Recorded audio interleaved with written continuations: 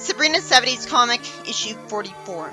Sabrina says she could spend a week at the mall because she likes them so much, and Harvey says a magician's over there and he loves magicians.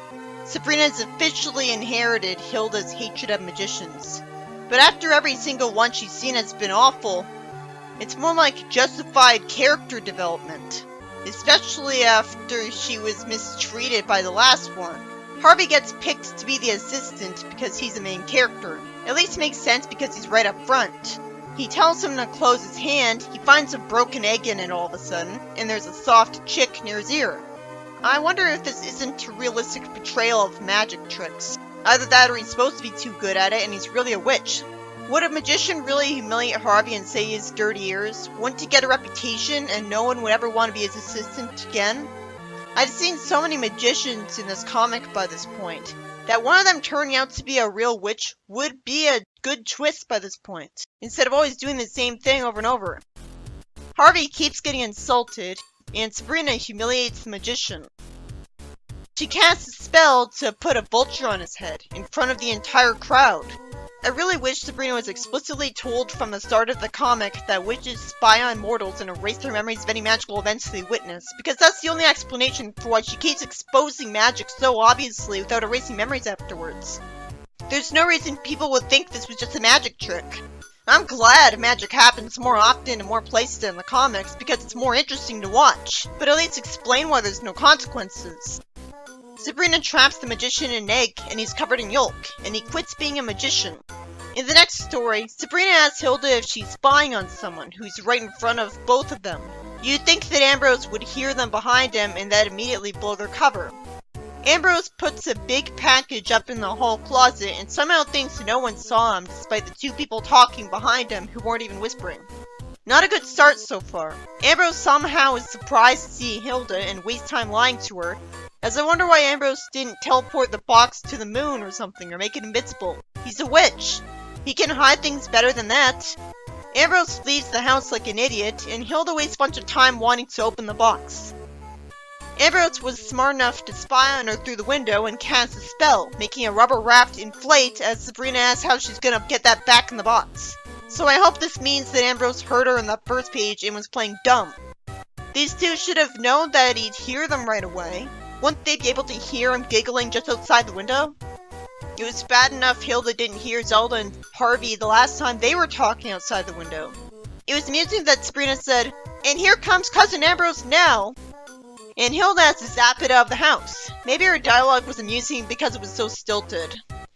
I mean, who refers to their cousin as Cousin Ambrose, or whatever their name is, every single time? That would take longer. Ambrose asks if anything unusual happened while he was gone, as I wonder where his real gift is, or whether he even has a real gift at all. He tells her he's gonna hang up his coat in the closet. The only reason he'd tell her this is to manipulate her into using magic. Then he gives her a gift, and he casts a spell to change what it is. So now it's a new tea server set, and she thinks it's beautiful, which makes more sense than her only liking ugly things because she's a witch.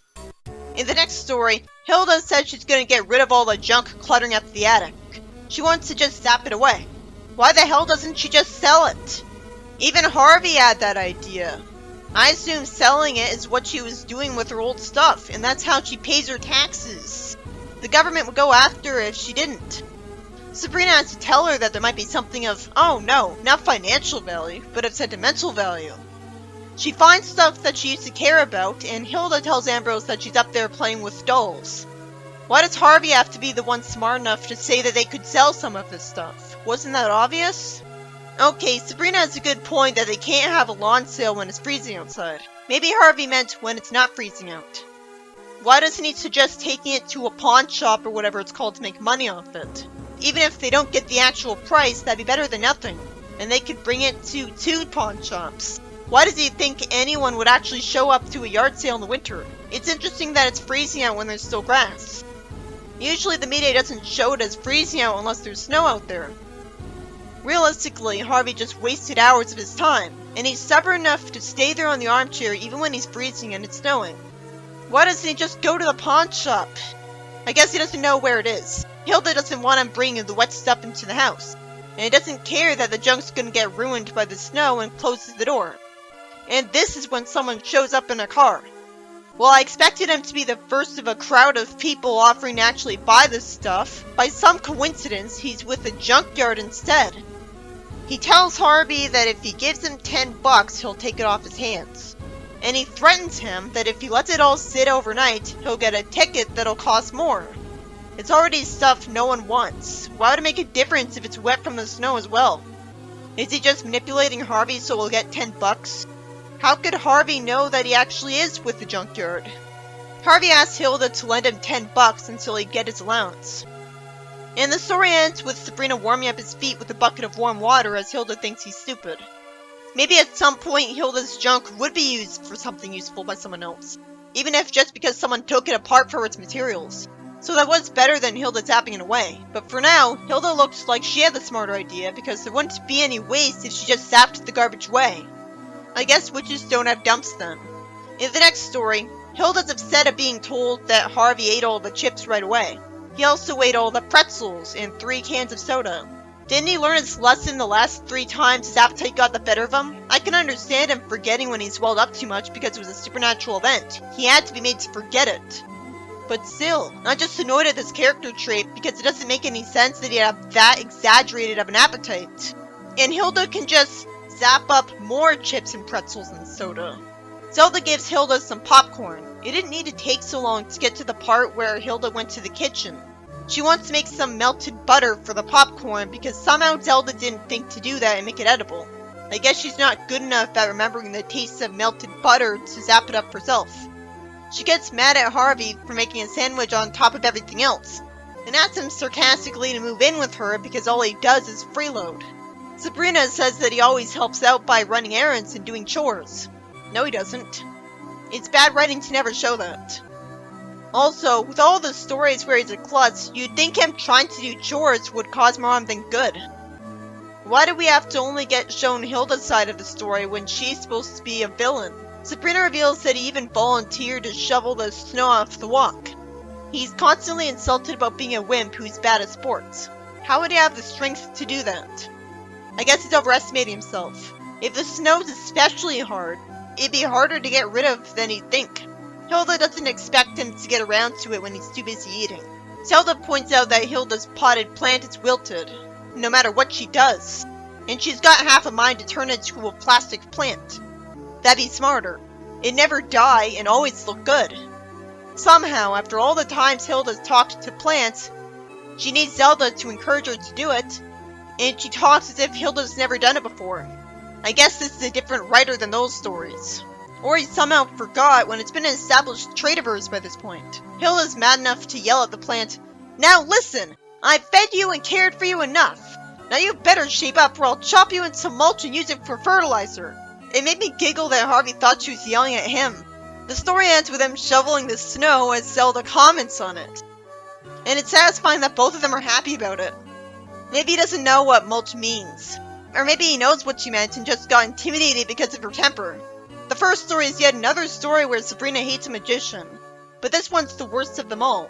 After he stupidly humiliates Harvey, she humiliates him with her magic, making stuff appear right in front of the crowd, while giving him the credit when he's clearly confused about it and doesn't deserve to be given the credit, and quits. I'm used to assuming that everyone who witnesses magic is made to forget about it by witches off screen. That's mandatory for the series to work. That's a lot of people who need their memories wiped, or they're gonna spread the word. But the worst magician story was easily the one where Sabrina got yolk on her. In the second story, Ambrose pulls an entertaining prank on Hilda, anticipating that she'd want to see what his surprise present for her was because she caught him putting a box in the closet, where anyone would see it if they opened it. So he turns the contents of the box into an expanding rubber raft, plays dumb, and switches it back with the real gift later, which actually is what Hilda wanted because he knows her well enough. I hope this means he did hear Hilda and Sabrina behind him. The third story had Harvey failed to sell the junk Hilda wanted to get rid of from the attic, because it turns out it's winter out of nowhere, and he has to pay someone $10 to get that stuff to the junkyard before the snow would ruin it. Sure was convenient that a guy who worked at the junkyard happened to drive by here. Why would anyone get a ticket for the stuff being made wet by snow? Couldn't he have offered to get the junk to the junkyard for free? He was just greedy. Harvey should have brought that stuff to a pawn shop, an antique store. Why didn't Hilda do that? How else is she making money? Even if she avoided paying taxes by turning any tax collectors and cops and auditors into frogs, she'd just get prosecuted for the disappearance, and for the disappearance of anyone trying to investigate her, and she buys groceries just fine. This would have been the perfect opportunity to 1. Explain how she makes her money, and 2. Have a story around people buying magical stuff that Hilda forgot was in the attic with the rest of the junk because she's so used to magic. It was impressively smart of Hilda that she didn't make that mistake and simply got rid of the magical stuff. I assumed Hilda was just being metaphorical when she said she would zap the junk to the old junkyard in the sky, but maybe she wasn't. But it wouldn't make any sense for witches to have a junkyard if they can just zap stuff away. The final story has the overused, confusing plot point that Harvey has too much of an appetite for Hilda's liking. But at least the ending was amusing. Zelda shouldn't have needed to convince Hilda to talk to her plant at that point. And I wish I knew why nothing she did for the plant was working. She's been good at raising plants before. But still, I liked that Harvey was accidentally threatened into shoveling her laneway after all of the freeloading he did. That was funny. We should have actually seen him doing all those chores in the house.